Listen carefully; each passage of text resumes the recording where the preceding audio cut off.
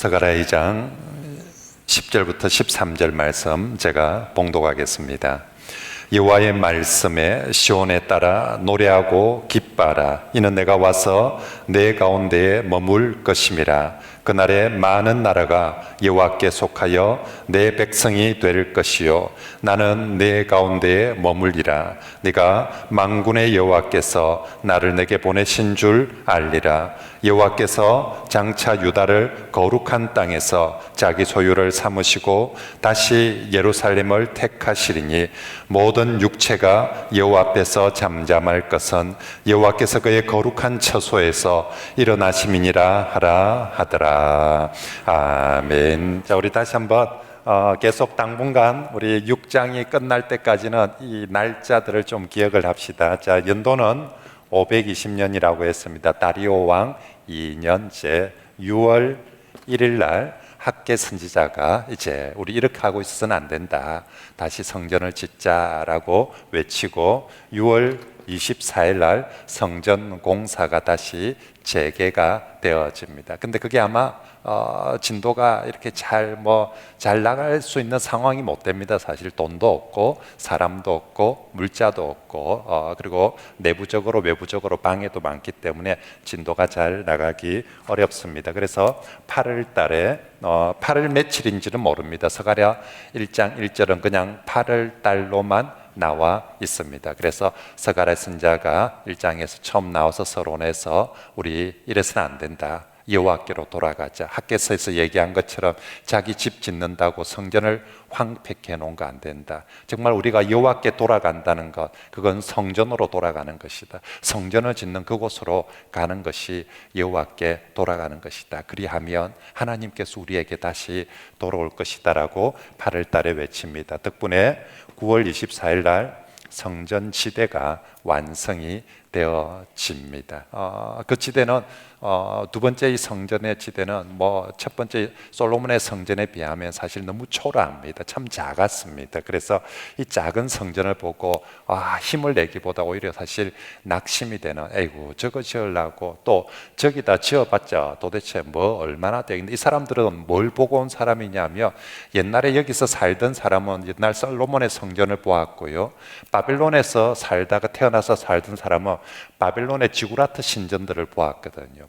거의 애굽의 스핑크스라든지 피라미드 같이 어마어마한 그런 신전들이 바벨론에 있었거든요. 그걸 본 사람들이 여기 와서 우리 하나님 믿는 성전을 짓는다는데 사실 너무 초라했던 것이죠. 그럴 때 두 달 후에 11월 24일이죠. 스가랴 1장 이제 첫 번째 환상을 보여주는, 하나님께서 스가랴에게 두 번째 말씀하시는 11월 24일 날 하나님께서 이 초라한 성전 지대가 놓여져 있는 이곳을 향하여서 8가지 환상을 파노라마처럼 쫙 보여주면서, 정말 비록 너희들의 시작은 이 조그마한 성전 지대를 놓고 있지만 하나님께서 이루실 하나님 나라의 영광은 어마어마한 것이다 라는 것을 8가지의 환상을, 한 가지 환상만이 아니라 8가지나 되는 환상을 통해서 그들에게 보여주고 있습니다. 자, 우리가 첫 번째 환상을 보았습니다. 첫 번째 환상에서는 여러 말들이, 하나님의 순찰을 수행하는 천사의 말들이 나왔습니다. 그리고 그 말들이 가서 세상을 보니까 평안했습니다.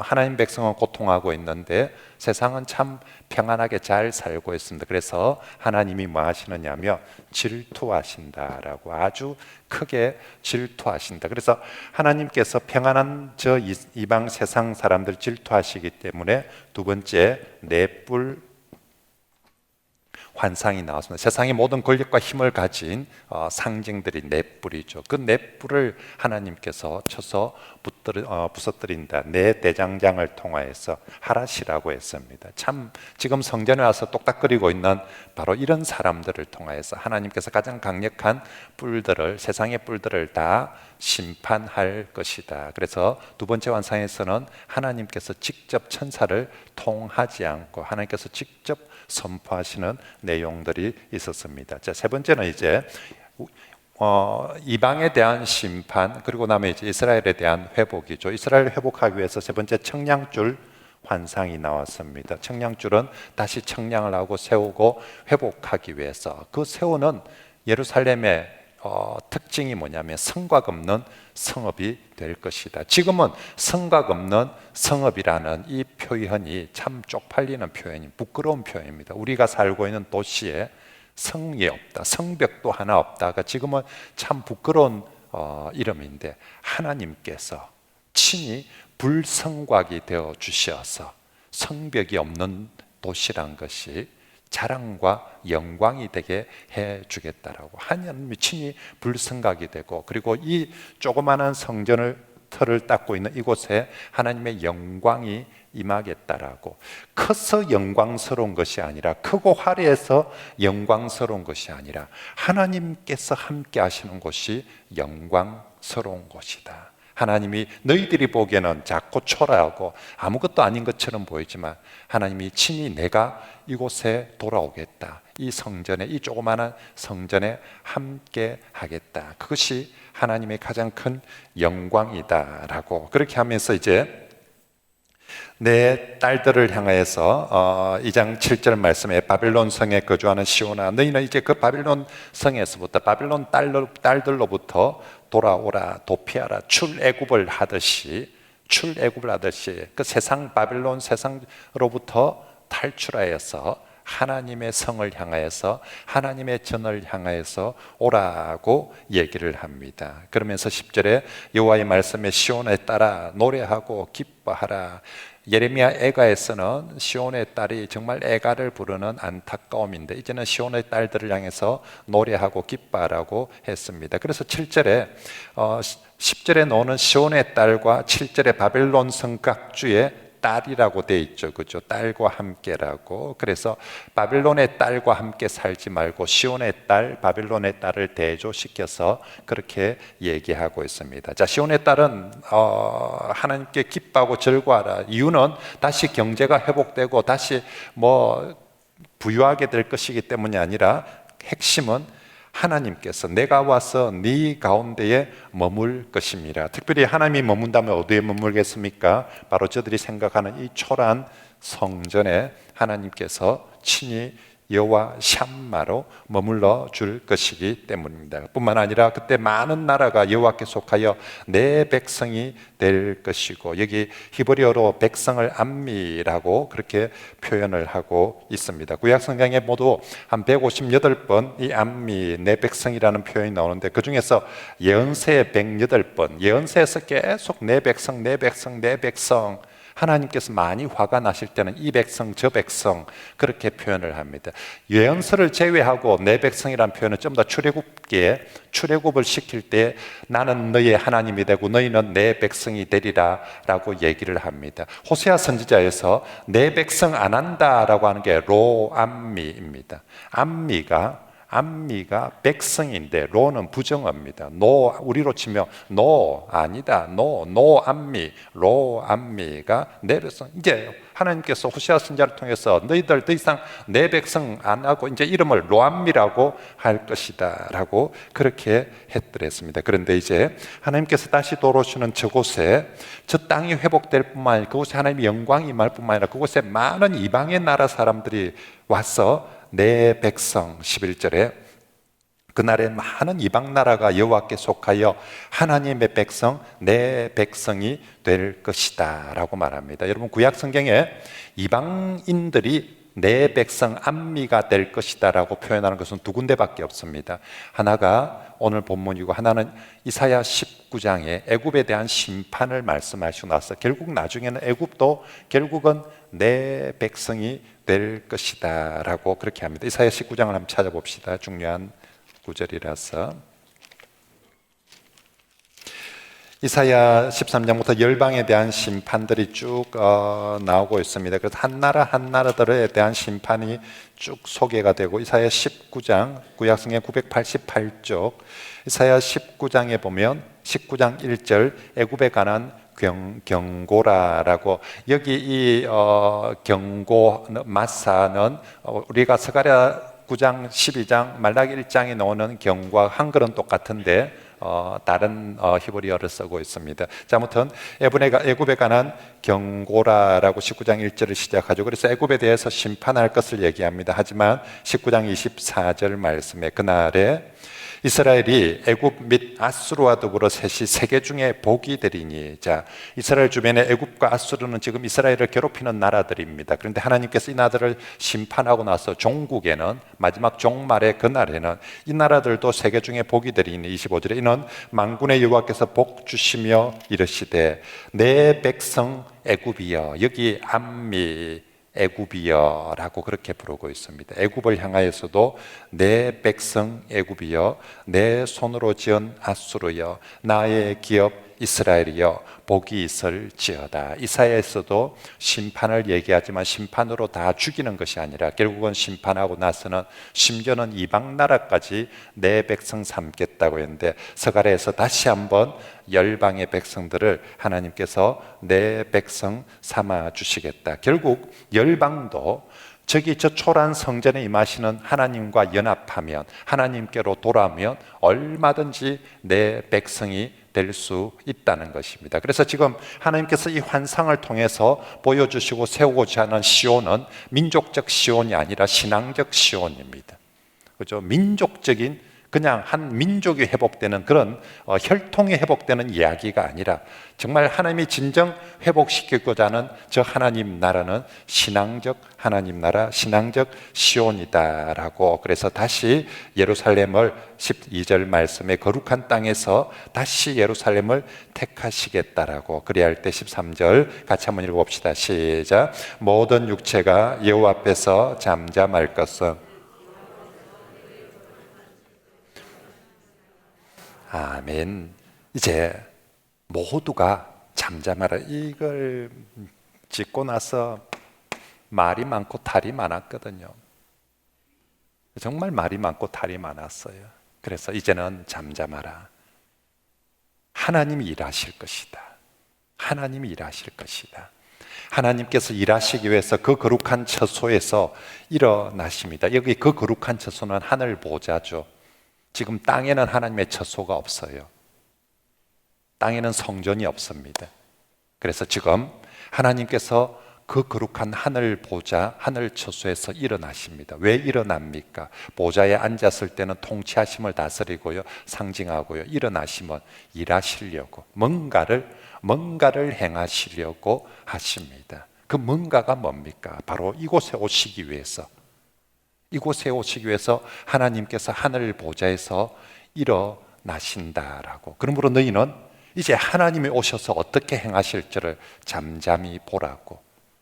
너희는 가만히 있어 여호와의 구원을 보라라고. 제가 교재에 출애굽기 14장 13절 14절 적혀있죠. 한번 읽어볼까요? 시작. 너희는 두려워하지 말고 가만히 있어서 여호와께서 오늘 너희를 위하여 행하시는 구원을 보라. 여호와께서 너희를 위하여 싸우시리니 너희는 가만히 있을지어다. 아멘. 출애굽기 14장 여기 말씀이 어떤 상황입니까? 앞에는 홍해가 막혀있고 뒤에는 애굽의 군대들이 홍해 앞까지 쳐고 밀고 들어와 있는 상황입니다. 바다가 가로막고 있고 뒤에는 정말 애굽의 기마병들이, 병거들이 쫓아와 있는 상황에 저들 모두 모세를 향해서 원망하고 있을 때에 하나님께서 주신 말씀입니다. 너희는 가만히 있어 하나님께서 행하시는 놀라운 일들을 보라라고 말씀하셨습니다. 그리고 정말 저들은 아무것도 안 하고 가만히 있었지만 하나님이 그 처소에서 일어나셔서 바다를 가르시고 이스라엘을 구원하시고 적들은 거기에 수장시켰습니다. 이제 서갈에서 보여주는 환상에서도 마찬가지입니다. 너희는 잠잠할지어다. 온 천하는 하나님의 만왕의 왕 하나님이 일어나신다. 만왕의 왕 하나님의 역사하심 앞에 너희는 하나님이 어떻게 역사하시는지 이제 잠잠히 지켜보라라고. 그래서 이거 되겠나 안 되겠나 별 말이 많이 하는 사람들한테 하나님이 하시는 일을 보라. 자, 하나님은 그러면 어떻게 하실 것인가? 누구를 통해서 하실 것인가? 그게 3장과 4장에 나와 있는, 첫 번째는 여호수아를 세우고 대제사장 여호수아를 회복시키고, 그 다음 총독 스룹바벨, 이 두 지도자, 하나님이 하시는 가장 귀한 일, 출애굽을 할 때도 하나님이 하신 제일 큰 일은 모세를 세우는 일입니다. 모세를 보내는 일입니다. 그리고 그 백성들은 전부 다 모세의 인도하에서 출애굽의 놀라운 역사를 하는데, 이제 새로운 성전을 건축하고 새로운 하나님 나라를 세워감에 있어서 하나님이 이제 그 처소에 쓰나서 역사하신다. 무엇을 통해서 어떻게? 하나님의 종들을 세우신다. 하나는 말씀의 종 대제사장 여호수아, 그리고 하나는 통치의 종 스룹바벨을 세우신다. 사사기라는 아주 어두운 시대를 지나면서 하나님의 새로운 왕국의 시대를 열 때 두 종을 세우죠. 하나는 말씀의 종 사무엘 선지자를 세우고, 하나는 예수 그리스도를 닮은 다윗 왕을 세워서 말씀과 다윗 왕의 통치를 통해서 하나님 나라를 세워가듯이, 이제 다시 이 폐허가 되어진 이 귀한 민들에게 하나님께서 그 처소에 쓰러나서 새로운 역사를 하신다. 누구를 통해서 어떻게 하실 것인가? 첫째는 말씀의 종 대제사장 여호수아를 다시 회복시킨다. 그리고 스룹바벨의 총독 스룹바벨의 지도와 리더십을 따라서 새로 성전이 세워질 것이다. 자, 그 이야기를 이제 네 번째 환상입니다. 그래서 3장이 네 번째 환상이고 4장이 다섯 번째 환상입니다. 여덟 번째 환상 중에 센터에 있는 두 개 가장 중요한 핵심 환상이 바로 이 3장과 4장입니다. 자, 3장 1절에 시작은 하늘 재판장에서 여호수아를 피고로 앉히고 사탄이 원고가 되어가지고 여호수아를 하나님 앞에 고발하는 장면부터 자격이 없다는 것입니다. 대제사장 자격이 없다는 것입니다. 이 사람 이방 땅에서 태어난 더러운, 3절에 보며 더러운 옷을 입고 있는 제사장이 무슨 대제사장 역할을 할 수 있으며 무슨 성전을 짓는다입니까? 지가 자격이 안 되는데 말이 안 되는 일입니다라고 사탄이 대적하고 참수하고 있습니다. 1절에 대제사장 여호수아는 여호와의 천사 앞에 섰고 사탄은 그의 오른쪽에 서서 그를 대적하는 것을 여호와께서 내게 보이시니라. 하나님은 재판장에 있고 지금 여호수아가 죄인으로 끌려와 있는 것처럼 더러운 옷을 입고 있습니다. 사탄은 그를 계속 대적하고 있습니다. 여기 구약 성경에 나오는 사탄은 신약에 나오는 사탄과는 조금 다른 개념입니다. 신약에 나오는 사탄은 말 그대로 하나님을 대적하는 악의 세력인데, 구약 성경에 나오는 사탄은 아직도 욥기에서 나오는 사탄과 같이 지금 신약에 나오는 사탄은 감히 하늘 처소에서 쫓겨난 사탄들입니다.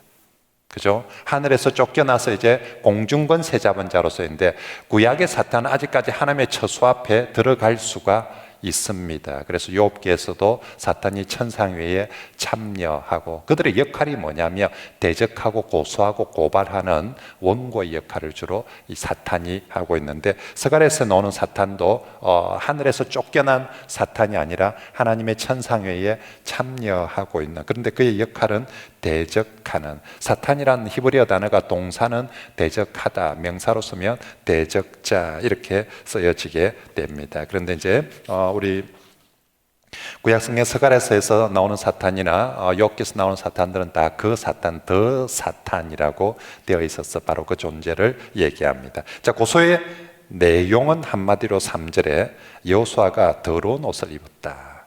여호수아가 한마디로 말해서 부정한 사람이라는 거예요. 제사장 자격이 없다는 것입니다. 교재에 대제사장 여호수아에 대해서 적혀 있죠. 할아버지가 스라야라는 제사장입니다. 예루살렘이 멸망할 때 마지막 제사장이 스라야 제사장이고, 그 아버지 여호사닥 제사장이 바벨론 포로로 끌려가서 거기서 죽습니다. 그리고 그 아들이 여호수아 제사장입니다. 에스라 성경에는 예수아라고 이름이 나오죠. 여호수아, 예수와 같은 이름입니다. 그러니까 결국 이 여호수아 제사장은 태어나기를 거룩한 땅에서 태어난 것이 아니라 태어나기를 이방 땅에서 태어났어요. 이 무슨 이방 땅에서 태어나서 이방 문화 속에서 자랐습니다. 이걸 더러운 옷을 입고 있다고 표현하는 거죠. 사탄이 저게 무슨 대사장입니까? 저런 제사장, 대제사장이 무슨 성전을 짓는다고 지도자가 되고 지금 앞에서 설교를 하고 성전을 짓자고, 성전을 짓는 가장 중심 두 인물이 여호수아와 스룹바벨이거든요. 말이 안 되는 소리입니다. 저 자격이 없는 부정한 사람입니다 라고 그렇게 하고 있습니다. 여기에 대해서 하나님께서 이제 판결을 하게 됩니다. 하나님은 스룹바벨을 이렇게 여호수아를 이렇게 표현합니다. 2절 끝에 여호와께서 너를 2절에 하나님께서 사탄을 향해서 너를 책망하노라, 너를 책망하노라는 표현을 2번이나 쓰고 있습니다. 다시 말하면 더 이상 그렇게 대적하거나 참소하지 마라 라고 말합니다. 왜 대적 안 해야 됩니까? 왜 저 더러워 있고 있는데?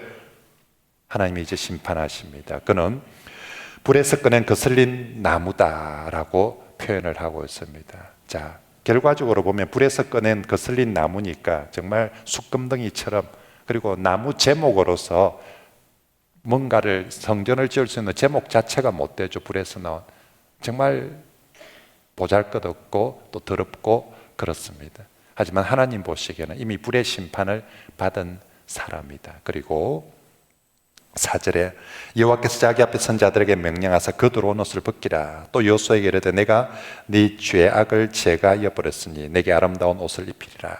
하나님께서 그의 죄를 사하여 주신다. 그러니 사탄아, 니는 더 이상 떠들지 마라 라고 2번이나 책망을 하고 있습니다.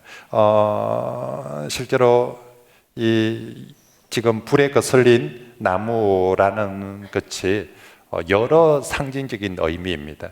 이미 불의 심판을 받았다라는, 그래서 이미 심판을 받은 존재다, 이미 죄에 대한 벌을 받을 만큼 받은 존재다라는 그런 의미이기도 하고요. 또 실제로 이 성전 지어지겠나 싶은데 정말 이때 나무가 없어요.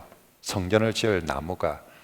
우리는 산 하면 무조건 나무가 있는 게 산입니다. 그런데 예루살렘 성은 그런 성전을 지을 만한, 오늘 우리나라는 경복궁 복원할 때, 그리고 지난번에 남대문 탔을 때 뭘로 짓습니까?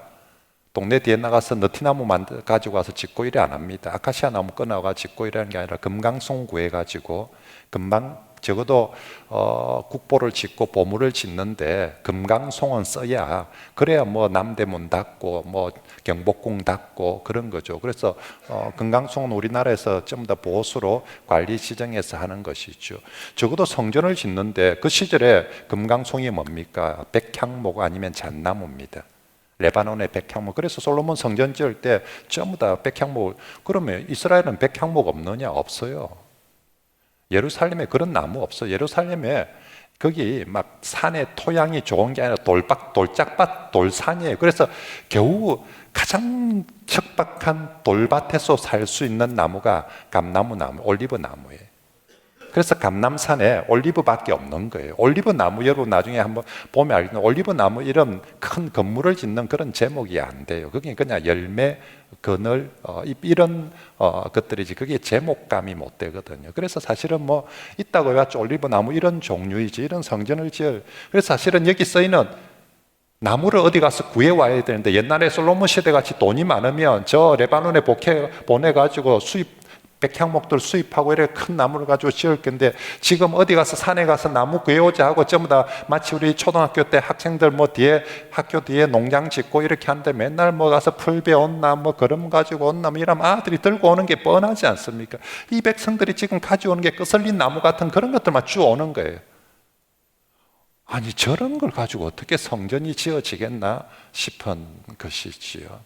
지금 대제사장, 민족을 가장 대표하고 있는 사람이 대제사장입니다. 그냥 한 개인이 아니라 대제사장 자신의 꼬락서니가 이방 땅에서 태어난 불에 거슬린 사람이고, 여기 남아있는 사람도 다 대제사장처럼 더러운 옷을 입고 불에 거슬린 나무와 같은 그런 사람들이고, 유대인들은 이 구절을 어떻게 해석을 하느냐 하면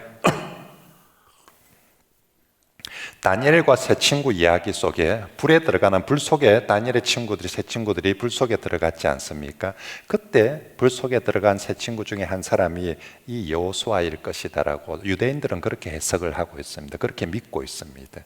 그래서 이 하나님께서 이 불에 거슬린 나무라는 표현을 여호수아에게 그렇게 쓴다라고 유대인 주석가들은 다 그렇게 주석을 하고 있습니다. 근데 거기에 대해서는 우리가 정빙할 만한 자료가 없어서 일단 참고로만 그렇게 합니다. 자, 아무튼 부자격, 자격이 안 된다, 안 된다라고 그렇게 하는데 하나님은 그 안 되는 대제사장부터 회복시키는 게 이 하나님 나라 회복의 프로젝트의 1번입니다.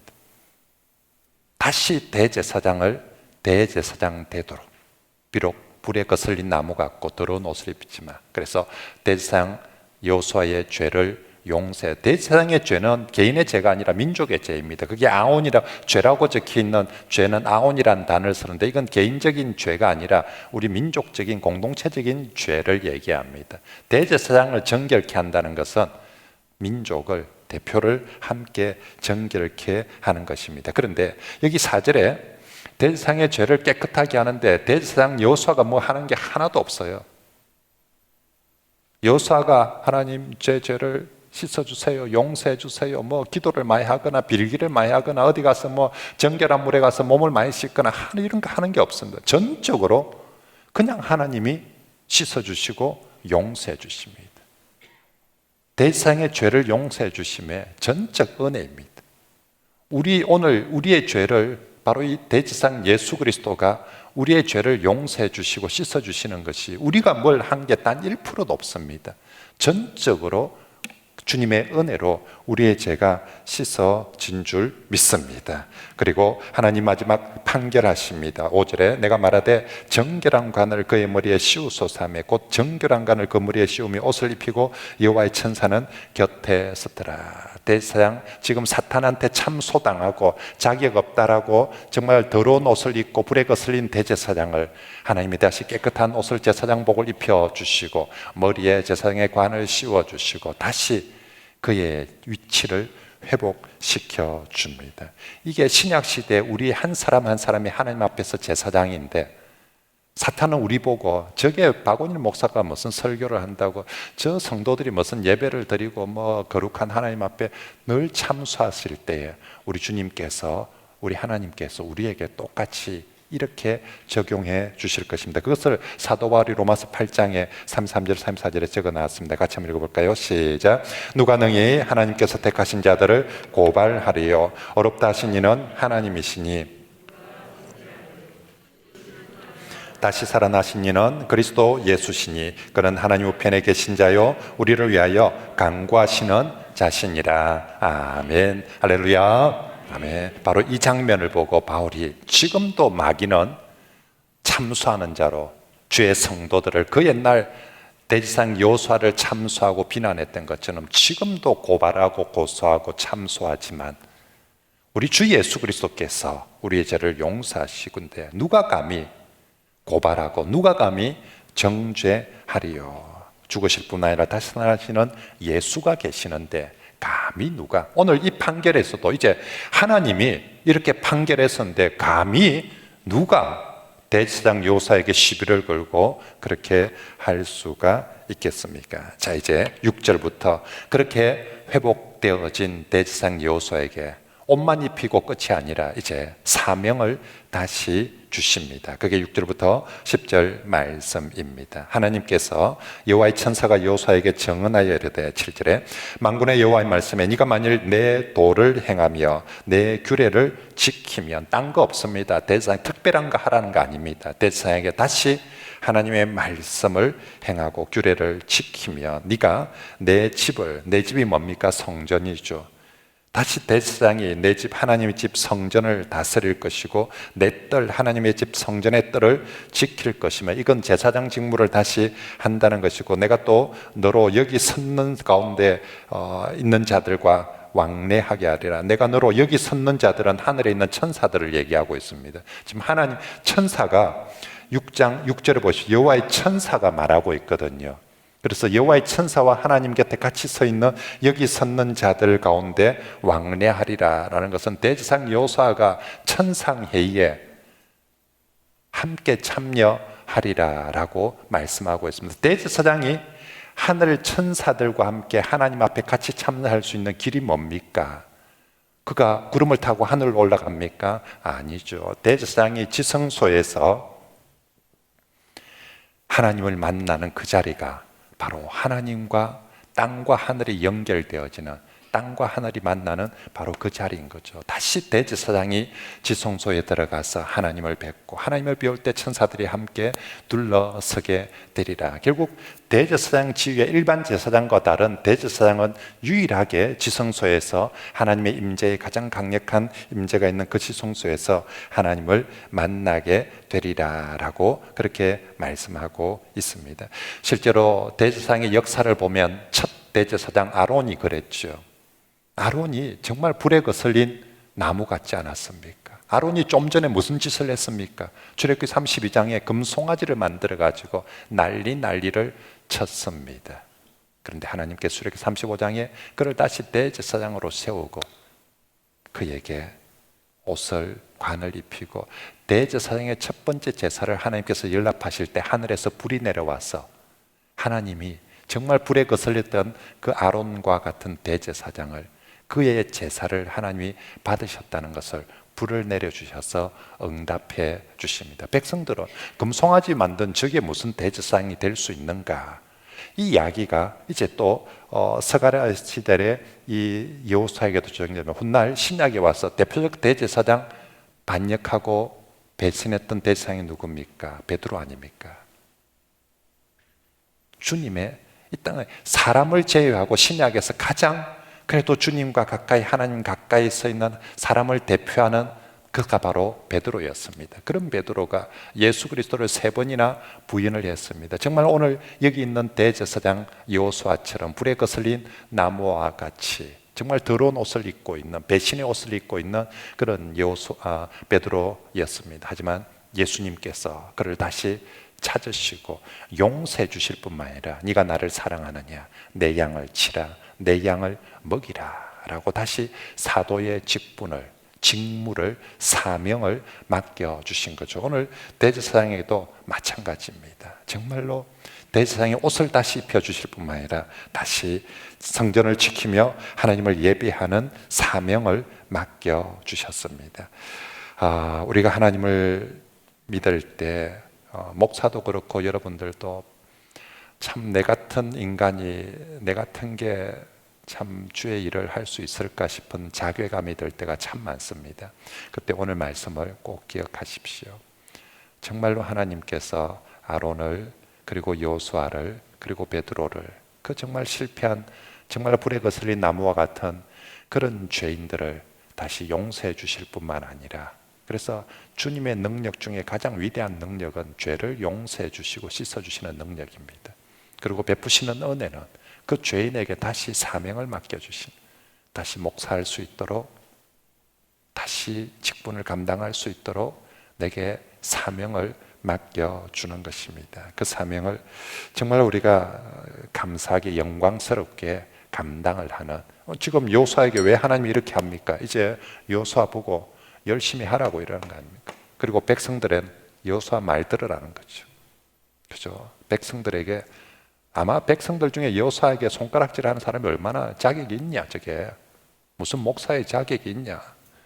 그런데 하나님이 용서하시고 세우시니까 다시 하자. 자, 8절에 대제사장 여호수아야, 너와 내 앞에 앉은 내 동료들은 내 말을, 이제 니만 듣는 것이 아니라 네 동료들을 내 말을 들으라. 6장에 여호수아의 동료가 함께 이름이 나옵니다. 거기 교재에 보면 6장 10절에 보면 헬데, 도비야, 여다야, 요시아라는 아마도 같은 제사장이든 외인들이든 동료들이 나옵니다. 지금 그들을 향하여서 하고 있습니다. 이들은 무슨 사람이라고 합니까? 8절에 예표의 사람, 다음 일어날 일들에 대한 예표다. 지금 이 여호수아나 함께 서 있는 이 아마도 성전 건축을 함에 있어서 여호수아와 스룹바벨이 두 축 리더를 하고 지금 옆에서 참모들이 돕고 있는 상황이거든요. 근데 너희들이 바로 다음 일어날 일들에 대한 예표다라고 말씀을 해주고 있습니다. 장차 하나님이 하실, 그래서 여호수아는 무엇의 예표입니까? 하나님이 이스라엘 민족의 죄를 용서하고 회복시킬 것에 대한 예표죠. 여호수아가 사실은 이스라엘 민족이고 백성들입니다. 정말 이스라엘인데 이방 땅에 끌려가서 다 불에 거슬린 것 같은 자들에게 하나님께서 이렇게 여호수아를 회복시켜 주는 것처럼 이스라엘 민족을 회복시켜 주시고, 여호수아와 함께 일하는 이 동력자들, 훗날 하나님께서 정말 그들이 훗날 하나님 나라를 위해서 만방의 백성들이 함께 모여서 동력하게 될 그 일들에 대한 예표들이 될 것입니다. 자, 그런데 이 예표가 모두 네 가지, 그러면 무슨 일들에 대한 예표입니까? 라고 할 때 모두 네 가지 예표를 보여줍니다. 첫 번째는 6, 8절 끝에 내가 내 종 싹을 나게 하는 내 종 싹에 대한 예표가 됩니다. 그리고 두 번째는 내가 여호수 9절에 새롭게 세운 돌에 대한 예표, 여호수 앞에 둔 돌의 예표가 됩니다. 그리고 세 번째 예표는 내가 거기에 새길 것을 새기는 것에 대한 예표가 됩니다. 그리고 마지막 네 번째 예표는 내가 죄악을 제거하리라. 히브리어 성경에는 1번, 2번, 3번 앞에 보라라는 희네라는 단어들이 다 있어서 이게 똑같은 구조로 되어 있구나라고 알 수 있도록 되어 있습니다. 자, 아무튼 첫 번째, 여호수아와 그의 동료들이 다음 일어날 일들에 하나님이 다음 하실 일들에 대한 이 너희들의 사인이다, 하나의 예표다. 자, 첫 번째 예표가 뭐냐? 내가 여호수아 같은 훗날 한 싹을 일으킬 것이다. 그가 진짜 모든 일들은 다 할 것이다. 지금 여호수아는 그 싹에 대한 예표다. 이 싹이 누굽니까? 예수 그리스도죠. 이제 이사야 성경에서부터 선지자들은 오실 메시아를 싹, 옛날 성경에는 순이라고 적어놨죠. 히브리어로는 제마어라는 단어를 쓰는데 예레미야에는 가지라고 번역을 해놨습니다. 우리 성경이 조금 아쉬운 게 똑같이 이사야든 예레미야든 히브리어 단어는 똑같은데 한글에는 어떤 곳에는 싹이라고, 어떤 곳에는 예레미야는 의로운 가지가 일으키리니라고 가지라고 번역하고, 또 어떤 곳에는 순이라고 번역해서 조금 아쉬운데 전부 다 넷제르라는 이 제마라는 같은 단어를 씁니다. 선지자는 어느 순간 하나님이 일으킬 메시아를 싹으로 표현하기 시작하였습니다. 왜 싹으로 표현을 했을까? 그것은 처음 시작은 정말 초라하게 보이는데 그것이 자라서 큰 일을 이룰 것이에 대한 예언으로. 그래서 대표적으로 이사야 11장에 처음으로 싹이 등장하는 이새의 줄기에서 한 싹이 나리니, 예수 그리스도가 이새의 줄기에서, 구약 성경의 모든 예언은 예수님은 다윗의 혈통에서 난다고 했는데 이사야 11장에서만 이새의 줄기에서 한 싹이 나리니라고 표현을 하고 있습니다. 왜 다윗의 줄기에서 한 싹이 난다고? 더 연약함을 보여주기 위해서 다윗의 집안 하면 왠지 왕의 집안처럼 보이는데 이 새는 그냥 베들레헴에 있는 조그마한 촌부거든요. 그래서 작은 것을 표현하기 위해서 이 새의 줄기에서 한 싹이 나리니라고. 그리고 그 싹은 이사야 53장에 보면 여호와의 종의 고난들이 나옵니다. 그는 정말로 사람들이 흠모할 만한 것도 없고요, 사람들에게 질시와 멸시를 받았다라고, 정말 싹이라서 누가 밟으면 밟혀버리고 그런 것이 되어집니다. 그런데 바로 이 싹이 태어날 때는 그렇게 마구간에서 태어나지만 결국 저 모든 하나님의 일들을 이루게 될 것이고, 여호수아와 너희들은 그 일들에 대한 예표가 되리라. 그러므로 이 성전을 짓는 것 또한 장차 이루게 될 하나님 나라의 예표인 것이죠. 이게 전부가 아니라 이게 하나의 그냥 사인인 것입니다. 지금 대제사장들도 마찬가지고요. 그래서 6장을 한번 넘어가 볼까요? 6장 12절에 다시 한번 이 싹이 나오는데 6장 12절 말씀해 봅시다. 12절 같이 한번 읽어볼까요? 시작. 말하여 이르기를 만군의 여호와께서 이같이 말씀하시되 보라, 싹이라 이름하는 사람이 자기 곳에서 돋아나서 여호와의 전을 건축하리라. 결국 이 싹이 완성하게 될 것이다 라고. 그래서 싹 메시아를 예언해 주고 있습니다, 스가랴서에서. 그래서 결국 예수 그리스도가 한 싹처럼 그렇게 나와가지고, 자, 생각을 다시 해봅시다. 자, 조금 전에 있는 여호수아가 어떤 존재였습니까? 불에 거슬린 나무와 같았습니다. 그런데 하나님 말씀합니다. 거기서 한 싹이 날 것이라고. 기적이죠. 아니, 불에 거슬린 나무에서 저게 생명이 있습니까? 부정해서 자격도 없을 뿐만 아니라 생명을 싹 틔울 수 있는 나무가 아니지 않습니까? 근데 거기서 한 싹이 날 것이다. 에이, 저기서 싹이 나본들, 싹이 뭐 할 수 있는 게 있습니까? 거슬린 나무에서 싹이 나는 것도 기적이지만 싹이 놀라운 역사를 일으켜 나가는 것 또한 기적입니다. 하나님은 그렇게 하나님 나라를 이루어 가실 것이고, 신약에 와서 예수님은 하나님 나라를 설명하면서 겨자씨 비유를 통해서 이 이야기를 해 주십니다. 정말로 하나님 나라는 겨자씨 하늘과 같이 심겨질 것이지만 장차 자라서 정말 놀라운 일일 것이다 라고 이 싹 이야기를 예수님은 겨자씨 비유를 통해서 우리에게 들려주셨고, 주께서 말씀하신 대로 오늘 복음의 씨앗은 하나님 나라는 세계 각각 곳곳에 흩어져서 정말 시작할 때는 작은 겨자씨 나무처럼 한 싹처럼 시작할 것이지만 무궁하게 왕성하게 그렇게 세워질 줄 믿습니다. 자, 그 다음에 두 번째 예표는 여호수아 앞에 세운 돌이라고 표현을 하고 있습니다. 여호수아에게 있는 돌은 두 가지가 될 수, 하나는 성전에 놓았던 이 기초석이 될 수 있고, 하나는 여호수아 제사장복을 다시 입었습니다. 제사장에게 돌이 있어요. 보석돌. 가슴에 에봇에 입은데 12 보석이 있고 어깨에 2 견대, 이 다 돌로 되어 있는 보석입니다. 그래서 성전의 기초석을 말할 수도 있고 제사장에 입고 있는 이것들이 있을 수 있습니다. 아무튼 중요한 사실은 그 돌이 있는데 그 돌에 7눈이 있다는 것이죠. 그죠? 7눈은 온 땅을 감찰하는 하나님의 눈을 언제나 상징을 하고, 그래서 대사장의 에봇에 오시던 성전에 있던 그것들이 언제나 저 성전을 하나님의 눈이 감찰할 것이다, 살필 것이다 라고 그렇게 얘기를 하고, 그것이 만약에 성전의 기초돌이라면 예수 그리스도께서 계속 선지자들이 예수님을 돌로 비유합니다. 떠인 돌, 모퉁이 돌, 머릿돌. 예수님이 장차 한 싹으로 태어나지만 장차 교회를 일으키고 하나님 나라를 일으키는데 무엇이 그가 머릿돌이 되고 기초석이 될 것이다 라고, 지금 여호수아가 네가 오늘 놓은 이 돌 하나가 장차 이룰 예수 그리스도를 통해서 이루어질 놀라운 나라의 예표가 될 것이다 라고, 그리고 그 돌의 세 번째 예표, 하나님이 사람들의 이름을 새길 것이다 라고 얘기하고 있습니다. 왜 돌에 새깁니까? 지워지지 않도록.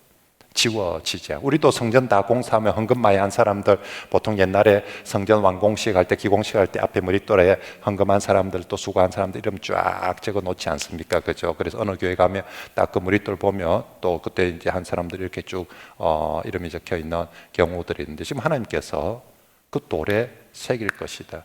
하나님이 돌에 새기는 방식, 십계명을 주실 때도 돌에 새겨서 영원토록 잊지 않도록 하기 위해서 돌에 새겨 주셨습니다. 하나님께서 대제사장의 에봇에도 보석의 돌을 어깨에 12, 각 보석마다 이스라엘 한 지파씩의 이름을 쓰고 어깨에 견대에 6개의 이름을 써서 12지파 이름을 돌에 새겨서 영원토록 잊혀지지 않도록 합니다. 하나님께서 지금 하나님 나라를 위해서 저 성전을 위해서 수고하는 너희들의 이름을 바로 그 돌에, 기초돌에 새길 것이다. 영원토록 하나님께서 너희들의 이름을 기억해 줄 것이다. 지금 여호수아와 너희 친구들은 그렇게 영원토록 기억되어지는 사람의 예표다. 너희 이름이 지금 성경에 적혀서 기억되어지듯이 정말 하나님 나라의 생명책에 기록되어진 사람들이 그렇게 예표가 되어질 것이다 라고 말씀합니다. 그리고 마지막에 가장 중요한 예표, 우리 하나님께서 어떻게 하십니까?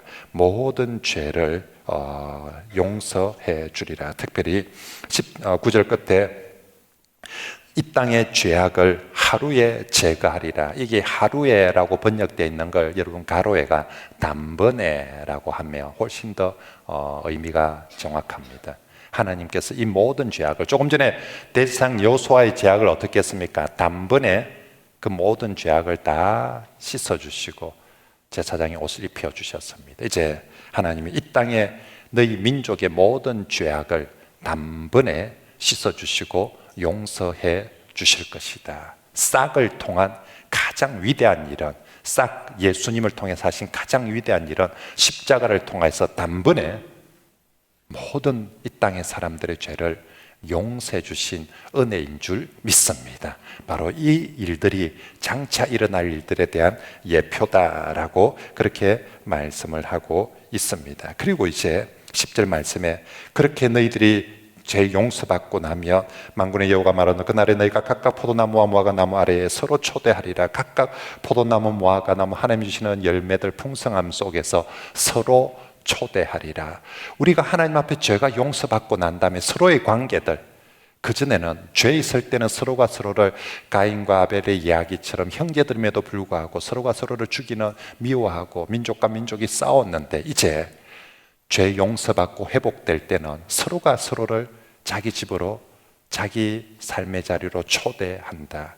하나님과 죄 용서의 관계가 회복될 뿐만 아니라 사람들과의 관계의 회복이시죠. 그래서 에베소서 2장에서 그는 우리의 화평이신지라 둘로 하나가 막힌 담을 허셔 우리를 하나로만, 하나님과 우리를 하나 되게 하신 십자가이고, 이방인과 유대인들을, 사람과 사람들을 서로 자기에게로 초대해서 함께하도록 하는 하나 되게 하시는 그 역사가 바로 이 예수 그리스도를 통해서, 그리고 이 사건들이 지금 이 일들을 통해서 예표가 되도록 해 주실 줄 믿습니다. 자, 하나님이 거룩한 처소에서 일어나서 첫 번째 일은 대제사장을 다시 회복시키고 그의 사명을 주시고 그렇게 이끌어 가십니다. 두 번째 사장의 이제 다섯 번째 환상입니다. 이번에는 내게 말하던 천사가 다시 와서 나를 깨우니라고 시작을 하고 있습니다. 깨운다, 선지자를 깨우는 것은 선지자의 사명을 할 수 있도록 하도록 하기 위해서 대부분 다 깨우죠. 자는 선지자를 깨우는 사건들은 전부 다 뭔가 선지자에게 사명을, 자, 이 서가랴 선지자에게 어떤 사명을 주냐, 이 스룹바벨에게 가서 말씀을 전하라는 사명을 줍니다. 2절에 그가 묻되 무엇입니까? 대답하되 순금 등단 단대가 있는데 그 위에 기름 그릇이 있고 기름 그릇 위에 7 등잔이 있으며 그 그릇 위에 등잔을 위해서 7 관이 있고 등잔대 곁에 2 감람나무가 있는데 그 기름 오른쪽에 하나 있고 왼쪽에 하나가 있다. 야, 이럴 때 정말 제가 이거 성전은 네모로 그리면 되겠는데 이걸 이제 오늘 제가 고민을 많이 했습니다. 이걸 도대체 어찌 그려줄까라고. 그래도 제가 한번 본때를 한번 보여주겠습니다. 자, 이렇게 이제 등잔대가 있습니다. 원래 이제 성막에 등잔대가 있고 7 촛대가 이렇게 있었죠. 예루살렘 성전, 솔로몬 성전에는 그 등잔대가 10개가 있습니다. 성전은 이제 솔로몬 성전은 규모가 크니까 등잔대 하나로 밝힐 수가 없으니까 이런 등잔대가 10개가 있는데, 지금 이 환상에 놓는 등잔대 위에 그릇이 하나 있고 여기서부터 2, 3, 4, 5, 6, 7개 이렇게 이제 등 촛대가 올라가도록. 근데 여기 이제 이렇게 다 등불을 켜는 등대가 있습니다. 그리고 요 위에 다시 또 그림이 이렇게 됐네. 그릇이 이렇게 있다. 그래서 그릇으로부터 간이 이렇게 딱 하나씩 이 이제 기름이 나와야 되니까 이렇게 연결이 돼 있고, 요 그릇에 기름을 붓는 나무입니다. 뭐 하여튼 이런 나무가 2개가 양쪽에 있습니다. 이 두부로부터 이 그릇에 기름이 계속 공급되어지는 환상입니다. 그래서 기름이 감람나무, 제일 중요한 게 감람나무 기름입니다. 감람나무 열매 기름, 이게 감람나무. 그래서 2 감람나무가 크게 있는데 이렇게 해서 여기서부터 기름이 계속 공급되고, 이 기름은 또 관이 7개가 있어서 촛대로 계속해서 꺼지지 않는 성전의 등불이 있죠. 환상을 보았습니다. 정말 지금 이들이 이 초라한 성전을 짓고 있는데 하나님이 환상을 보여주죠. 그 성전에 그 등대가 영원토록 꺼지지 않거든. 그전에는 이거 다 제사장이 아침 저녁으로 갖다 기름을 부었거든요. 아침에 한번, 저녁에 갖다 부어가지고 했는데, 여기는 부을 필요가 없이 아예 구조적으로 나무가 양쪽에 딱 있어가지고 여기서 계속 기름이 공급되어서 영원토록 꺼지지 않는 성전이 되리라. 이거 또 지어놨는데 10년 만에, 5년 만에 또 페르시아가 와서 다 부사비고 막 또 없어져 버리는 거 아닙니까? 아니다. 하나님께서 정말 영원히 그 성전에서 등불이, 예수님은 나중에 이제 와서 세상의 빛으로 오셨죠. 성령의 기름 부으심, 예수 그리스도의 빛, 지금 우리에게 비치는 영원한 빛은 바로 예수 그리스도이십니다. 기름 부으심은 2 감람나무라고 표현되는데 지금은 성령의 기름 부으심으로 온 세상에 빛 대신 예수 그리스도를 밝혀주고 있습니다. 자, 이제 이런 환상을 보았습니다. 그래서 4절에 내게 말하는 천사가 물어 이르되 내 주여 이게 뭡니까? 라고 물으니까 5절에 대답은 안 해주고 천사가 대답하여 이르되 네가 이것이 뭔지 알지 못하느냐? 내가 대답하되 모릅니다. 모르이 물었죠. 그죠? 딴 때는 보통 대답을 해줬는데 이번에는 이 5번째 환상은 바로 대답 안 하고 이 모르나 이거 알아야 되는데 공부 안 했나? 이건 알아야지 하는 그런 식으로 이걸 모르냐? 나중에 저 밑에 따가서도 똑같이 그렇게 합니다. 13절에 두 감람나무가 뭡니까? 라고 물으니까 13절에 그가 내게 대답하여 이르되 얘가 이것이 무엇인지 알지 못하느냐 하는지라 내가 대답하되 내가 모릅니다 라고 또 똑같은 두 번의 대화가 이어집니다. 무슨 얘기냐면 이것만큼은 꼭 알아야 된다. 다시는 이거 물으면 안 돼. 이거는 꼭 명심해야 된다라고 이제 스룹바벨에 대한 얘기를 하기 위해서 이렇게 하고 있습니다. 자, 그러면서 6절에 그가 내게 대답하여 이르되 여호와께서 스룹바벨에게 하신 말씀이 이러하니라 라고 처음으로 스룹바벨이라는 이름이 등장합니다. 저 에스라 성경에 보면 이제 돌아온 사람들의 명단에서 제일 중요한 명단 이름이 스룹바벨이거든요. 근데 이제 스가랴 성경에서 처음으로 총독 스룹바벨. 근데 순서가 스가랴 성경은 스룹바벨과 여호수아 이렇게 나오지 않고 대제사장 여호수아가 먼저 나오고 총독 스룹바벨이 두 번째로 나오는데 처음으로 이제 스룹바벨이라는 이름이 등장을 합니다. 그리고 이 지도자 스룹바벨에게 기름 부어서 하나님께서 저 성전을 짓게 하고 훗날 스룹바벨과 같은 지도자, 결국 스룹바벨 메시아 예수 그리스도가 등장하게 되어집니다. 자, 그러면서 스룹바벨에게 이 말을 전하라. 스룹바벨 개인에게 주는 하나님의 신탁입니다. 이런 경우 아까 이제 이 개인에게 주는 신탁은 스가랴 성경에서 여호수아에게 그리고 스룹바벨에게 두 사람에게만 하나님의 개인적인 어떤 지금 민족 공동체를 향해서가 아니라 개인에게만 주고 있습니다. 스룹바벨이 총독이 되어 가지고 이 성전 공사에 지금 이제 책임을 맡고 하고 있는데 스룹바벨이 성전 공사를 시작하면서 워낙 반대도 많고 여론도 안 좋고 또 해놓은 꼴도 별로고 해가지고 재직해서 욕을 많이 들었던가 봐요. 그래서 스룹바벨의 기가 좀 많이 죽어 있는 상황인 것 같습니다. 6절에 뭐라고 하나님께서 스룹바벨이 하신 말씀이냐. 자, 이 성전 공사 이 일이 되는 것은 어떻게 되느냐라고 한다면 이는 힘으로 되지 아니하며 능력으로 되지 아니하고 무엇으로 된다고요? 오직 나의 영으로 되느니라. 스가랴에서 제일 중요한 말씀 중에 하나입니다. 다시 한번 읽어봅시다. 시작. 그가 내게 대답하여 이르되 여호와께서 스룹바벨에게 하신 말씀이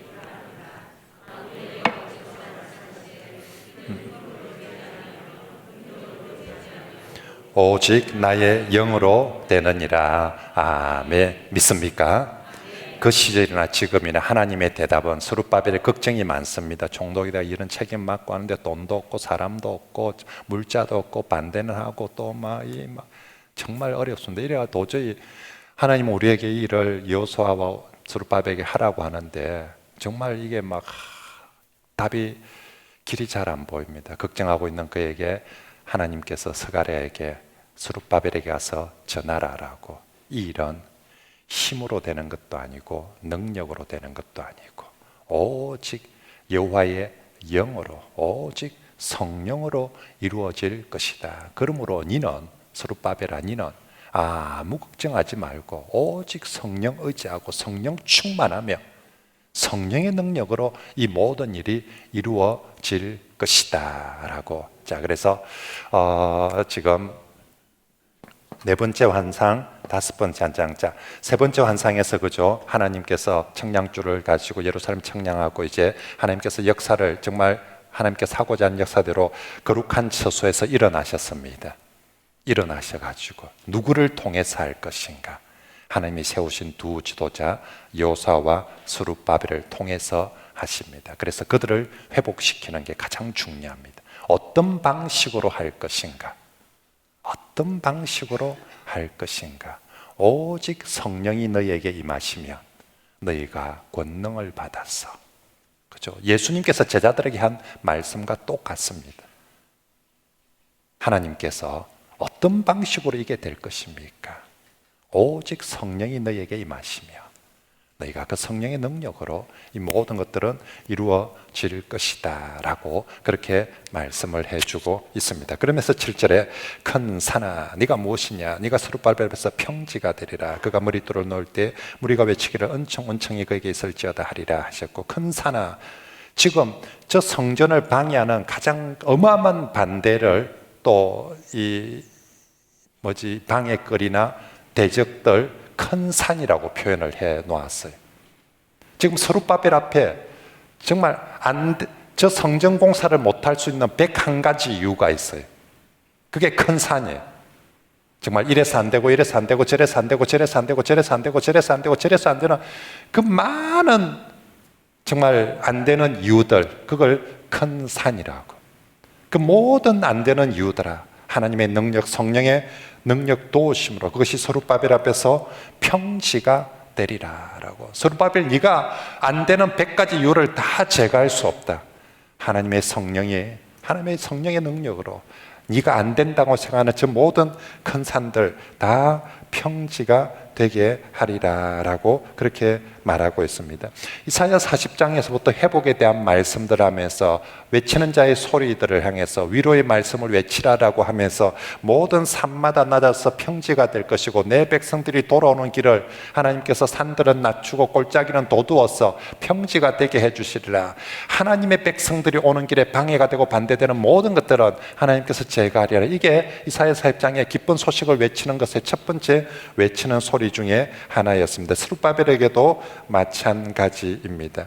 우리 예수님 그 당시 외부적인 방해 다리오에 아직까지 성인이 떨어지지 않은 조서 문제가 남아 있습니다. 그게 에스라 6장에 보면 이 이야기들이 나오고 있습니다. 이 성전 공사가 왜 이게 진도가 빨리빨리 안 나느냐면 아직까지 기메시에서 공사 허락장을 안 줬거든요. 다리오 왕이 저기서 저 공사 이 고레스 왕이 돌아가서 왔는데 이제 고레스 왕이 죽어버렸어요. 그러니까 이제 다리오 왕이 모르는 거예요. 근데 어느 날 보니까 소문에 져서 막 성전을 짓는 데서 막 하니까 왕이 뭐 하는 짓인데 옆에서 고발이 들어왔어요. 민원이 들어와 버렸어. 사마리아 사람들이. 그래서 민원이 들어오는 바람에 일단 중지시키나라 그러면은 그래서 공사가 다 이제 중지가 되어 있는 거예요. 그게 에스라 6장에 나오는데 하나님께서 다리오 왕의 꿈을 꾸고 계시 주셔서 옛날 고레스의 문서들을, 명령문들을 다시 창고에서 찾는데 거기에서 찾아낸 거예요. 그래서 에스라 6장에 다리오 왕이 다시 조서를 내려서 성전 공사를 해라라는 허가장을 다시 보내줍니다. 그때부터 본격적으로 성전 공사가 재개가 되어집니다. 지금 이 상황은, 큰 산은 아직 거기 시청의 허락도 안 떨어졌고, 그리고 또 내부적으로도 10절에 보십시오. 거기 보면 10절에 보면 작은 일의 날이라고 멸시하는 자가 누구냐 하고 되어 있죠. 멸시하는 자들의 안에서 많다는 겁니다. 저거 지가 뭐 하겠나 하고, 목사님 그거 해가 뭐 하기라고요, 해본들 뭐 하면서 내부에서 지금 멸시하는 자들이 많다는 것입니다. 이런 산들이 하나님께서 말씀하십니다. 스룹바벨 앞에서 내가 평지가 되게 할 것이다라고. 예수님께서 산을 비유하면서 이 산들을 옮겨서 저 산들을 하고, 그리고 저 산이 바다의 밭대로리라.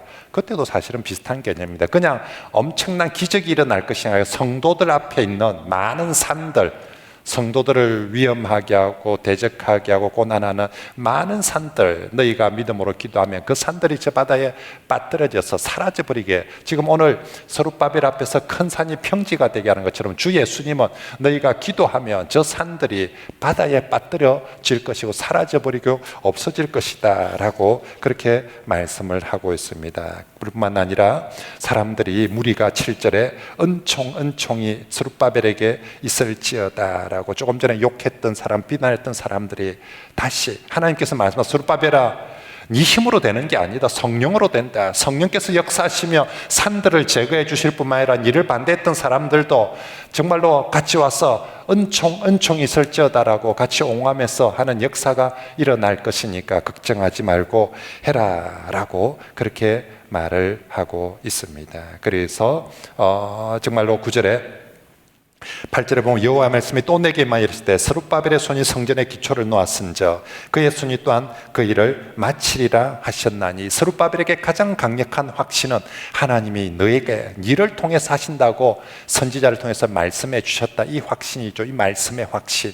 그래서 이제 선지자 스룹바벨에게 이 말씀을 다시 주시고요, 그리고 그 일을 끝이리라라고 합니다. 그러면서 10절에 작은 일의 날이라고 멸시하는 자들이 누구냐, 사람들이 스룹바벨의 손에 다림줄이 있음을 보고 스룹바벨이 계속 일을 해가는 보고 기뻐하리라. 더 이상 스룹바벨을 향하여서 멸시하는 사람이 없을 것이다 라고, 이 일곱은 온 세상에 두루 다니는 여호와의 눈이다 라고, 하나님의 눈이 촛대 일곱 돌에도 아까 전에 대제사장 앞에 거기도 돌에도 눈이 있었죠, 그죠? 여기 촛대도 일곱인데 이 모든 것들이 하나님의 눈이 다 지켜보고 감찰하고 있다라고 그렇게 말을 하고 있습니다. 자, 그래서 이제 실제로 정말로 이 일이 있고 나서 에스라 6장에 다리오 왕이 조서를 다시 내려주어서 성전공사를 합법적으로 그렇게 할 수 있죠. 11절에 다시 한번 또 묻습니다. 두감람나무 무엇입니까? 라고. 그러면 이건 뭡니까? 라고, 두감람나무는 뭡니까? 라고 얘기를 하고 있습니다. 14절에 이르되 이는 기름 부음 받은 자 둘이니 온 세상의 주 앞에 서 있는 자이니라. 기름 부음 받은 자, 메시아, 히브리어로 이는 메시아 둘이다. 1차적으로는 지금 현재로는 여호수아와 스룹바벨이죠. 그런데 장차 오실 메시아 예수 그리스도, 그분은 한편으로는 제대사장 예수 그리스도, 한편으로는 총독 왕 대신 예수 그리스도. 여호수아와 스룹바벨이 했던 그 모든 일들을 예수님은 그가 혼자 다 이 메시아로서 이 일들을 해 나가고, 하나님은 바로 이 두 감람나무를 통하여서 이 일들을 이루어 갈 것이다. 그리고 이 감람나무가 나중에 요한계시록에 다시 나옵니다. 요한계시록 11장에 다시 주 앞에 서 있는 감람나무들이 나옵니다. 이때 두 감람나무는 두 촛대라고 합니다. 그건 교회를 가리킵니다. 교회의 두 정인 역할. 예수 그리스도가 성천하신 후에 예수 그리스도의 그 감람나무 역할을 할 사람은 누구냐? 교회가 끊임없이 세상을 등불을 밝히는 기름이 되어서 세상에 빛 대신 예수 그리스도를 나타내어지는 그 일들을 교회를 통해서 그렇게 이루어 갈 것이다 라고. 결국 정말로 이 종들은 여호수아든 스룹바벨이든 이 종들은 근데 자기 힘으로 하는 것이 아니라 오직 무엇으로 한다고요? 오직 나의 영으로, 오직 성령으로. 그래서 그들을 기름 부음 받은 자라고 표현합니다. 기름 부음 받은 자, 그죠? 성령의 기름 부음 받은 자들을 통하여서 모든 일들은 이루어져 갈 것입니다. 자, 5장 6번째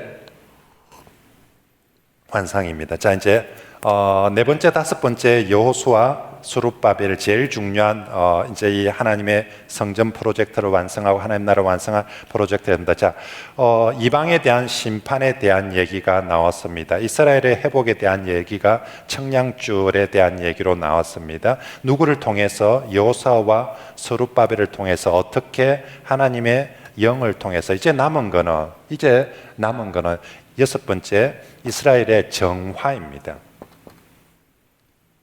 딴 거 이제 대제사장도 이제 다 회복되고 있는데 내 백성이 더럽게 있어서 내 백성에 대한 정화, 그죠? 그리고 일곱 번째 환상, 에바 속에 있는 여인, 이건 내 땅에서 모든 우상 숭배하는 것들은 다 쫓아내어 버리게 되는 것이 일곱 번째 환상이고, 마지막 여덟 번째 환상에서 그리할 때 하나님이 평안을 얻습니다. 이제 다 천지 창조를 다 끝내고 마지막 날 안식하신 하나님처럼, 이제 여덟 번째 환상에서 처음에는 하나님은 불편하고 이방 사람, 세상 사람들은 평안했는데 마지막 8번째 환상에서는 그래서 모든 일들이 이루어지고 하나님의 마음이 시원하게 되고 하나님이 평안하게 안식하게 되는 걸로 얘기합니다. 자, 그 중에 6번째 5장은 이스라엘의 정화입니다. 날아가는 두루마리 심판을 통해서, 자, 내가 본 적 날아가는 두루마리가 있었습니다. 자, 근데 크기가 엄청 큽니다. 20규빗, 너비가 길이가 20규빗, 19입니다. 20규빗, 10규빗은 상징적이죠. 첫째는 20규빗은 길이가 10m고 10규빗은 5m입니다. 10m, 5m짜리 알라딘의 요술 램프 그 양탄자, 알라딘의 양탄자 날아가는 게 여러분 생각해 보시오. 그게 뭐 10m, 5m나 되는 어마어마하게 큰 것들입니다. 그죠? 이 아주 상징적인 숫자죠. 성막의 크기가 20규빗, 10규빗입니다. 성막의 크기만큼이나 큰 성막 안에 있는 성소의 크기가 20규빗, 10규빗이고, 그리고 그 당시 솔로몬 성전의 대문이 20규빗, 10규빗짜리입니다. 대문이 20규빗, 10규빗 어마어마하게 큰 것이었습니다. 아무튼 그들에게 있어서 가장 큰 사이즈입니다. 그게 뭐가 있느냐 하면 3절에 그가 내게 이르되 이는 온 땅 위에 내리는 저주라라고 말하고 있습니다. 그 큰 두루마리에 벌이, 저주가 거기 다, 죄와 저주가 다 적혀 있다. 엄청난 죄들과 벌들이 거기에 적혀 있는데, 이 두루마리가 1절에 무슨 두루마리라고요? 날아가는 두루마리라는 겁니다. 그러면 이 죄에 대한 저주 심판을 위해서 두루마리가 천천히 가며 저 사람들한테 천천히 심판할 긴데, 이게 뭐 하고 있다고 지금은요? 날아가고 있다. 하나님께서 정화를 시키는데 신속하게 지금 이 땅에 하나님이 거룩한 처소가 돼서 임재하셔야 되거든요. 하나님이 임재하시는 거룩한 처소에 여기에 더러운 인간들이 살아서 되겠습니까? 그래서 하나님께서 날아가는 두루마리 심판을 통해서 신속하게 심판하는데 어마어마한 사람들이 거기에 정화의 대상이 될 것입니다. 가장 대표적인 사람들이 3절에 도둑질하는 자들, 이쪽 걸 들어가서 끊어주고 맹세하는 거짓 맹세를 얘기합니다. 거짓말하는 사람들 저쪽으로 가서 끊어질 것입니다. 어느 정도로 끊어질 것이냐면 4절에 만군의 여호와께서 이르시되 내가 이것을 보냈나니 도둑의 집에 들어가며 내 이름을 가리켜 맹리를 맹세하는 집에도 들어가서 그의 집에 머물러서 그 집을 나무와 돌과 어울러 모든 것을 불사르라. 그러니까 심판의 정도는, 심판의 속도는 날아가는 두루마리여서 신속하게 가서 심판을 하게 되고, 심판의 범위는 이 넓은 두루마리에 적힌 것처럼 그렇게 가장 어마어마한 사람들의 많은 죄들에 대해서 심판을 하고 정화를 하는데, 심판의 정도는 완전히 집을 불태워버리듯이 그렇게 싸그리 깨끗하게 심판을, 더러운 것이란 것은 다 심판을 한다. 근데 그들의 그 더러운 제목의 가장 대표적인 제목을 두 가지를 얘기합니다. 하나는 도둑질하는 것과 하나는 거짓말하는 것, 거짓 맹세하는 것이다 라고 그렇게 얘기를 하고 있습니다. 도둑질과 사기치는 것, 도둑질과 사기, 이게 포로 후기, 학개, 스가랴, 말라기 새 성경에 그 전에 선지자들 같으면 이 두루마리 죄악의 제일 대표 죄가 뭐가 적혀 있을 거냐면 우상 숭배가 아마 적혀 있었을 겁니다. 근데 포로에서 돌아온 이 사람들은 그 전에 쫓겨났던 사람들만큼 우상 숭배는 이제 그만큼 하지 않아요. 워낙 그것 때문에 죽을 고생하고 왔으니까. 그래서 이제 여기 와서는 우상 숭배는 그만이 안 합니다. 그래서 포로 후기에서 선지자들의 죄악 중에서 제일 대표적인 죄악이 하나는 도둑질이고 하나는 사기치는 겁니다. 그럼 여러분, 왜 도둑질을 하고 왜 사기를 쳤을까요? 사람들은 왜 도둑질을 하고 왜 사기, 여기 도둑질이라는 게 실제로 남의 걸 훔친 것일 수도 있고 저를 속이는 것일 수도 있고요. 어째나 둘 다 종류는 비슷합니다. 도둑질하고 사기를 친 이유가 왜 그렇습니까? 학개서에서 얘기를 하고 있죠. 학개 1장 9절을 한번 볼까요?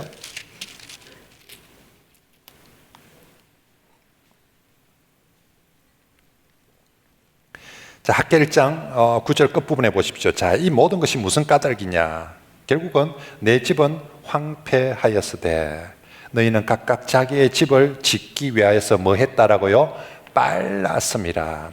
정상적으로 돈을 벌면 거기서 그 시대에 그 포로민들, 기한민들이 일자리가 제대로 없어요.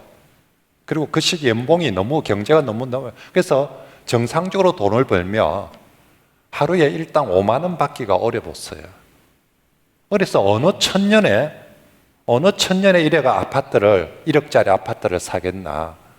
아무리 계산을 해봐도 이래가지고는 30년을 해도 집 한 칸 마련을 못할 상황이 그들의 상황이었어요. 근데 그들이 자기 집을 짓는데 빨랐다는 거예요. 그러면 연봉 하루 일당 5만 원씩 받는데 1억짜리 집을 10억짜리 집을 빨리 지을 수 있는 방법은 뭡니까? 도둑질과 사기치는 겁니다. 방법은 예나 지금이나 방법이 다른 차이지 결론은 도둑질과 사기입니다. 그게 부동산이든 주식이든 뭐게 그게 로또든 그게 뭐 안 그러면 하여튼 뭐 별별 이름은 다 부르지만 결국은 하나님 주신 정상적인 방법으로 그렇게 가는 것이 아니라 도둑질과 사기를 치는 하나님께서 이게 한두 명이 아니었던 것 같아요. 분위기가. 그러니까 날아가는 두루마리에 그 큰 두루마리에 이게 어느 한두 놈 도둑질하고 사기치고 막 이게 막 강남 사는 사람뿐만 아니라 대한민국 전체가 부동산 열풍이 불어가 전부 다 막 다 정말 복부인 되고 막 다 전부 다 막 주식에 다 막 로또에 다 막 온 동네 백성들이 어쨌거나 돈 되는 일이라면 그게 정직한 건지 하나님 백성답게 하는 건지 가리지 않고 막 도둑질과 사기를 그렇게 하고 있다라고. 심지어는 도둑질을 하다 어디까지 손을 대느냐 하면 말라기서에 가면 헌금에까지 손을 대버린 거예요. 11조와 헌물도 안 하면서 뭐 한다고 저거 집 짓는다고 저거 아파트 평수 널리 가기 위해서 11조와 헌물도. 그래서 말라기서가 너가 하도 도둑질을 하다 하는데 세상에 하나님이 그것까지 손을 대냐 이놈들아. 그래가지고 무슨 하나님의 복을 받겠노 라고 그렇게 뭐라 합니다. 그래서 지금 여기도 마찬가지입니다. 도둑질 해가지고 사기치가 돈 번 거 가지고 성전 크게 지으려고 생각하지 마라. 저거는 말할 때 헌금 많이 할 거라고 그런 소리 하는데 지금 선자는 얘기하고 있습니다. 그건 심판의 대상이지 그 사람들 헌금 많이 했다고 여기다가 기초돌에 이런 명부 올릴 일이 아니다. 그건 다 심판받을 것이다 라고. 누가 너거 보고 성전 크게 지으라고 했나? 하나님 앞에 정직해라. 사람들 앞에서 정직해라. 그래서 일당 5만 원 받고 5천 원 11조에도 그걸로 지어도 충분하다. 성전 크기에 따라서 영광이 아니라 내가 함께하며 거룩한 자들에게 정직한 자들에게 내가 함께하며 그곳이 하나님의 영광이 많은 것이지. 너가 더러운 돈 많이 벌어가지고 정말 도둑질하고 사기치가지고 부자 돼가지고 헌금 많이 한다고 그것 가지고 하나님께서 영광 받는 것 아니다라고. 그래서 하나님께서 정화에 대한 환상을 보여주는데 도둑질과 거짓 맹세 사기를 정화의 대상으로 그렇게 보여주십니다. 자, 그리고 나서 이제 마지막 7번째 환상은 이제 내부적 정화입니다. 저거는 안에서 이제 내 백성들이 도둑질과 사기하면서 돈 벌고 뭐 예나 지금이나 경기가 어려우면 오직 돈 하니까 그 시절에도 저거 집 하여튼 막 평수 널리 가는 데만 하고 있는 그들에 대한. 자, 이번에는 마지막 이제 우상 숭배에 대해서도 이것도 이 땅에서 우상 우자도 있었으면 안 된다. 여기는 그래서 우상 우자를 제거하자. 내게 말하던 천사가 5절에 와서 너는 눈을 또 보라 합니다. 봤더니 에바를 보았습니다. 에바는 한 40리터 되는 큰 광줄입니다. 우리 그 어느 정도 크기냐? 사도 바울이 우리가 예수님의 비유에서 500여 700 2삼의 기적에서 두 용기가 나오죠. 500여에서는 몇 바구니 남았다고요? 12바구니. 바구니는 이겁니다. 아줌마들이 옆에 끼는 밭에 갈 때 하는 이게 바구니고요. 그 다음에 700 2삼의 기적에서는 몇 광주리가 남았다고 되어 있죠. 그때는 바구니가, 광주리는 우리 옛날에 넝마주의 사람들 보면, 넝마 줍는 사람들 보면 뒤에 어깨 메고 이렇게. 그래서 사도 바울이 다메섹에서 도망칠 때 광주리를 타고 광주리 줄을 타고 내려갔다라고 그렇게 성에서 내려갔다. 그래서 광주리는 사람이 하나 쑥 들어갈 만큼 큰 게 광주리입니다. 그래서 500여 기적과 703의 기적에서 12바구니 남은 것보다 7광주리 남은 게 부피로는 양으로는 훨씬 더 많습니다. 12바구니 다 갖다 보면 한 광주리쯤 될까요? 그 정도 용량입니다. 에바는 광주리보다는 좀 작고 바구니보다는 좀 크고 한 40리터. 그래서 우리 욕 짓을 때 고구마 캘 때 딱 그 고구마 캐가지고 딱 담는 이게 딱 한 에바쯤 되는 겁니다. 자, 그 에바 안에 여자가 하나 들어 있습니다. 여자가 하나 들어있고 그 여자를 갖다가 그 에바에서 못 나오도록 8절에 보니까 납 조각을 에바의 딱 악어의 구덩을 딱 이어서 망치질해서 그 여자가 절대로 못 나오도록 합니다. 에바 속에 있는 여인, 이건 나중에 우리 요한계시록에 보십시오. 바빌론에 대한 심판을 얘기하죠. 그리고 나서 큰 음녀라고, 큰 성 바벨론, 요한계시록에 이렇게 19장, 20장 이렇게 바벨론에 대한 심판과 이제 마지막 어린 양의 혼인잔치 19장이 그려지면서 새하늘과 새 땅이 오게 되는데, 어린 양의 혼인잔치가 벌어지기 전에 마지막 하나님이 하시는 것들이 악에 대한 심판입니다. 첫 번째가 큰 성 바벨론에 대한 심판, 두 번째는 음녀에 대한 심판입니다. 다 똑같은 걸 다르게 표현해 놓았죠.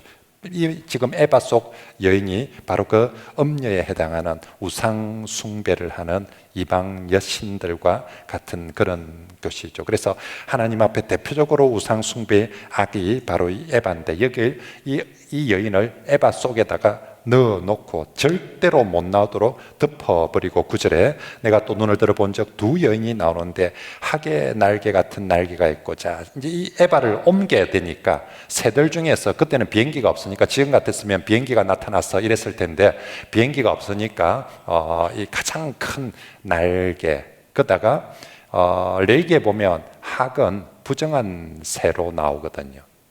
그러니까 이 지금 에바 속에 있는 여자가 부정한 거거든. 이걸 옮기는데 거룩한 도구가 옮길 수가 없지 않습니까? 그래서 새 중에서 크기는 가장 왕 사이즈인데 부정한 새인 학의 날개를 갖고, 그 날개에 바람이 있더라. 그들이 에바를 천지 사이에 들었기로 쑥 높이 들어가지고 어디로 옮겨버립니까? 물어봅니다. 천사에게 묻되 그들이 에바를 어디로 옮겨가나이까? 그가 내게 이르되 그들이 어디로 간다고요? 시날 땅으로. 시날 땅이 어디 나왔습니까? 성경에 창세기 11장에 바벨탑이 세워지는 그 땅이 시날 평지라고 나오죠. 시날 땅.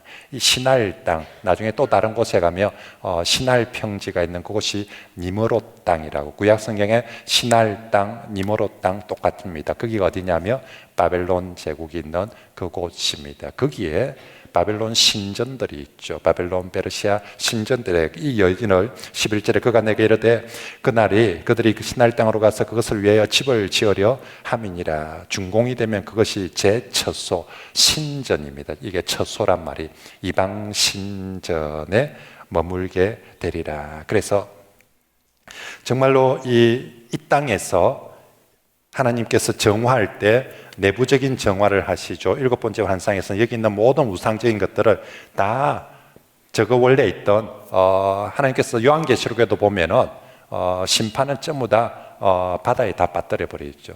바다가 리워야단 이 악의 축이 있는 세력의 근원지거든요. 그래서 첫 번째 짐승, 두 번째 짐승, 세 번째 짐승, 이렇게 짐승들이 올라와서 하나님을 대적할 때 전부 다 바다에서 막 올라오거든요. 그래서 결국 나중에 멸망시키고 새하늘과 새 땅에는 다시 바다가 없습니다. 그래서 물 좋아하는 사람 좀 아쉽지만 나중에 천국에 되면 거기는 다시는 바다가 없다. 거기 다시는 바다가 없다는 표현은 다시는 악이 존재할, 악의 아지트가, 죄의 아지트, 악의 아지트가 다시는 저 천국에는 없을 것이다 라고 하는데, 여기서 똑같이 하나님께서 이 우상에 있는 건 원래 적어 있던 그 애초부터 시날 땅은 하나님을 대적하는 무리들이 바벨탑을 거기서부터 시작을 하고, 거기는 하여튼 하나님을 대적하는, 그래서 하나님을 대적하는 것은 그걸로 다 옮겨가 버리도록 하라. 그리고 나중에는 결국 이것은 전부 다 불못에 던져 넣게 될 것입니다. 자, 이제 6장의 마지막 8번째 환상까지만 보고 6장 9절부터는 내일 새벽에 살피도록 하겠습니다. 자, 마지막 이제 8번째 환상에 다시 이제 말들이 나옵니다. 이제 마지막 8번째 환상은 마무리를 해야 되거든요. 다시 이제 네 병거가 나오고 2절에 보니까 붉은 말, 또 검은 말, 흰 말, 이렇게 건장한 말들이 막 나옵니다. 그런데 이 말들이 나오는 산이 1절에 보면 뭐라고 되어 있습니까? 구리산입니다. 그렇죠? 구리산. 여러분, 구리산이 뭘까? 성경학자들이 이제 실제로 구리가 많이 생산되는 산, 저 동네는 그런 산이 없거든요. 두 가지로 유추합니다. 하나는 솔로몬 성전에 앞에 야긴과 보아스라는 성전에 큰 두 기둥이 있죠. 그게 구리로 만들었거든요. 그래서 성전에서 나오는 정말 이제 훗날 이들이 아마도 이 두 번째 성전을 스룹바벨이 중심이 돼서 지었다고 해서 스룹바벨 성전이라고 합니다.